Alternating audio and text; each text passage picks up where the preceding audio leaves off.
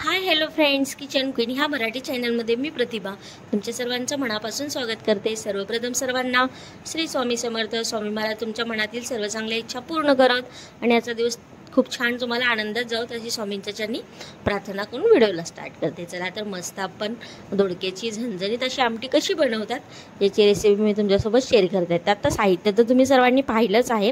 येथे कढई घेतलेली आहे, कढईमध्ये अगदी 3 ते 4 चमचे तेल टाकलेलं आहे। तेल देखील फार लागत नाही याला। तेल छान तापलं की त्याच्यामध्ये मोहरी 1 चमचा टाकलेली आहे आणि मोहरी छान तडतडली की त्याच्यामध्ये जिरे 1 चमचा टाकलेला आहे। हे छान तेलामध्ये परतून घ्यायचं आहे आपल्याला। नंतर त्याच्यामध्ये कढीपत्त्याची पानं टाकलेली आहेत 4 ते 5। नंतर यामध्ये कट करून घेतलेला कांदा टाकलेला आहे।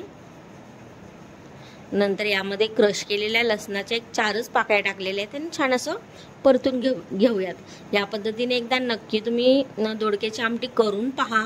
खूप टेस्टी आणि अप्रतिम अशी बनवून तयार होते आणि कमी साहित्यामध्ये आणि टेस्ट तर खूपच छान लागते। नंतर यामध्ये कोथिंबीर टाकलेली आहे। अशी फोडणीमध्ये कोथिंबीर टाकली ना भाजीला खूपच छान टेस्ट येते। नक्की फोडणीमध्ये कोथिंबीर टाकून तुम्ही भाजी करून पहा। नंतर यामध्ये कट केलेला 1 टोमॅटो टाकलेला आहे, तो देखील छान असा परतून घेऊयात आपण। चॅनलवर नवीन असाल आणि पहिल्यांदाच व्हिडिओ पाहत असाल तर किचन क्वीन ह्या मराठी चॅनलला नक्की सबस्क्राईब करा आणि शेजारच्या बेल आयकॉनवरही नक्की क्लिक करा। यामध्ये चवीनुसार मीठ देखील ॲड केलेलं आहे आणि छान असं मिक्स करून घेतलेलं आहे। आता हे छान असं तेलामध्ये परतून झालं की यामध्ये आपण घरगुती काळं तिखट 1-2 चमचे ॲड करणार आहोत। तिखट तुम्ही तुमच्या आवडीनुसार कमी जास्त करू शकता आणि नंतर अर्धा चमचा हळद टाकलेली आहे आणि छान असं मिक्स करून घेऊयात आपण।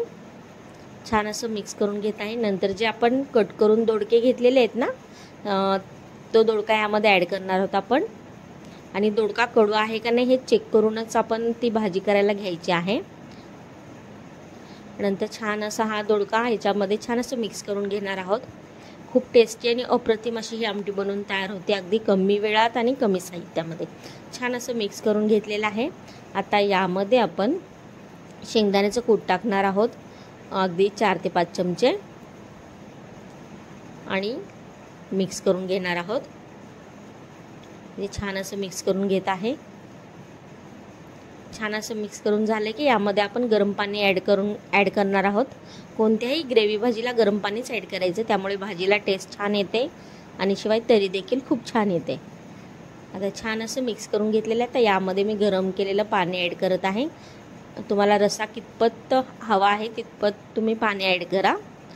कोणाला घट्ट आवडते कोणाला पातळ आवडते त्या प्रमाणातच पाणी ॲड करायचं आहे। इथं गरम पाणी ॲड केलेलं आहे। परत ह्याला मिक्स करून घेत आहे छान। भाजीला छान अशी उकळी आलेली आहे। आता परत त्यामध्ये मी अगदी थोडंसं पाणी ॲड करत आहे। मिक्स करून घेऊयात। अगदी 10 मिनिटांमध्ये बनवून तयार होते, फार वेळ देखील लागत नाही पण खूपच टेस्टी लागते। या पद्धतीने नक्की रेसिपी ट्राय करा। भाजी मस्त अशी शिजत आहे, तुम्ही पाहू शकता।